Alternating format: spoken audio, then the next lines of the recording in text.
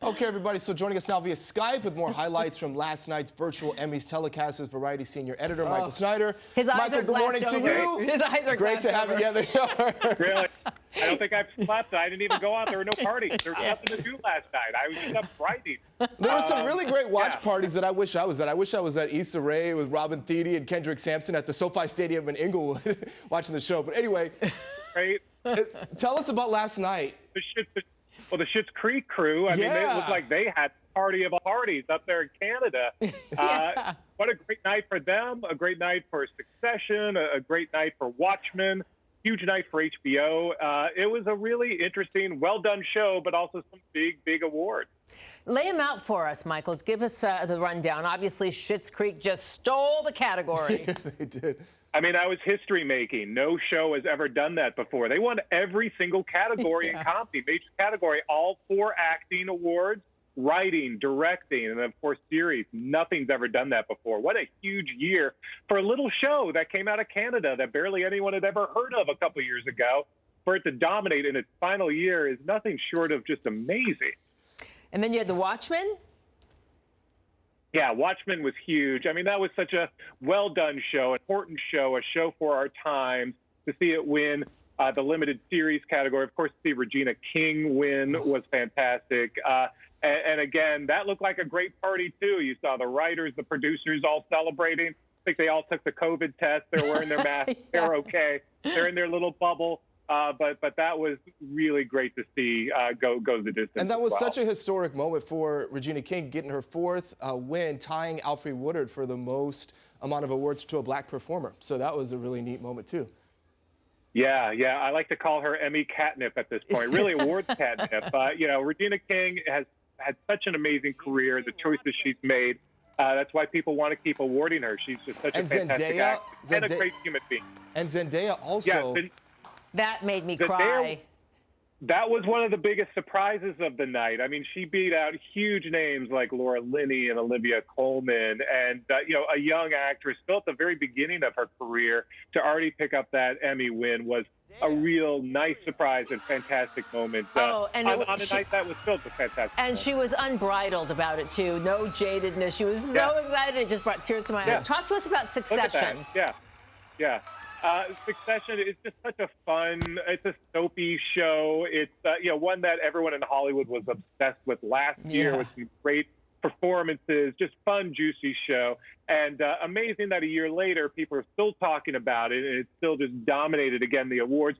Jeremy Strong won for Best Actor, show won for Best Drama, also for Best Writing and Directing. So again, Hollywood loves their Succession. What happened to Netflix?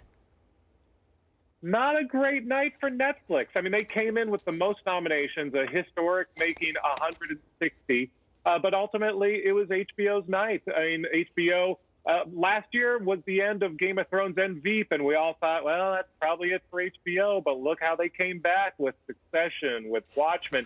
Last week tonight with John Oliver, of course, continues to win. Zendaya, like we mentioned. Mark Ruffalo won. Great night for HBO. Yeah, Netflix, not so much, but they've got the volume, and they're not going anywhere, so just wait till next year. In addition to Netflix, I mean, what else surprised you last night by way of snubs? Not a ton of snubs. I suppose Amazon didn't have much as well in the way of wins. Marvelous Mrs. Maisel is usually pretty good for a couple of wins. They won some at Creative Arts, but not so much on the main show. In the supporting actress in a drama category, Julia Garner did win for Ozark for Netflix. She had won last year, but we were sort of expecting another win for someone else this year in that category, so that was a little bit of a surprise. And then otherwise, I just thought in general, the show itself went very smoothly, more smoothly than I expected, other than at the very beginning where they almost burned down Staples Center. You showed that clip earlier. Yeah, but you know what, when you think about the conventions we just saw, trying to go virtual, taking these big events online, it didn't go so spectacular, but this, they've mastered it. I thought it was really terrific. Fantastic job. The production, the producers, when I talked to them a couple weeks ago, said, we don't want to do the Zoomies. Everyone's tired of seeing everyone with the boxes. And we're all sick of the Zoom calls. And they pulled it off. This did not look like the Zoomies. It was live all over the world.